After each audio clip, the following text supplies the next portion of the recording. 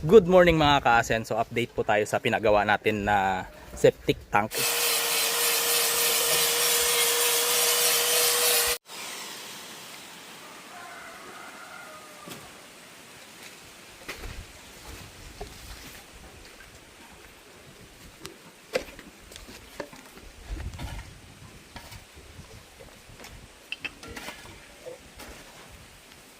Ito po yung kanyang linya. Ito po ay dual purpose ito. Pwede natin gawin itong may wallowing pool sa loob. Wala na tayong kontrolan dito. Takpan na lang natin ng tela sa loob na may alambre. Subok na po yan, nagawa ko na yan. At ito yung ating mga alaga. Ayan, 50 lahat sila rito. So kailangan natin ng may septic tank para hindi tayo nakakapirwisyo sa ilog at sa maraming tao. Ayan po ang ating linya ng ating tubo. Ayan. At mamaya ay tatabunan ito. Ayan, mula sa kabila. Dahil malapit tayo sa ilog, kailangan natin ng septic tank. Ito yung ating septic tank. Sa magtatanong, bakit may ganito? May pa P-trap or letter C tayo sa PVC na parang lababo. Ayan, pinalagyan natin ng ganyan para yung hangin na mula dito sa septic tank ay hindi babalik doon sa taas. Kumbaga hindi mabaho. Pero mayroon po tayong purpose kung bakit pinagawa pa ito. Talakayin natin yan sa susunod na video. Ayan.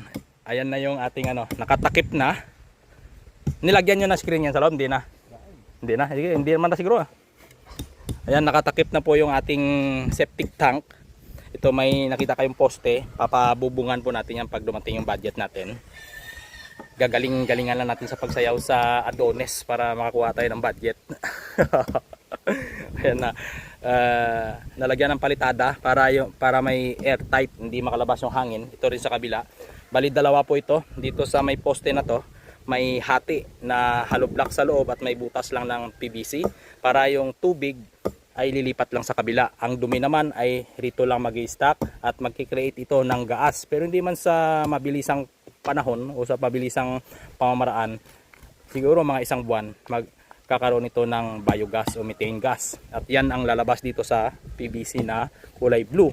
Ito para malaman natin kung effective, walang singaw ang tangke nito, lalagyan natin ito ng balloons. Once na effective na, lilinyahan na natin yan papunta sa bubong at doon tayo mag-stack ng methane gas gamit naman ang interior ng sasakyan. Pinapaukayan natin para yung in case na mabara o in case na mabarahan yung P-trap, madali lang buksan.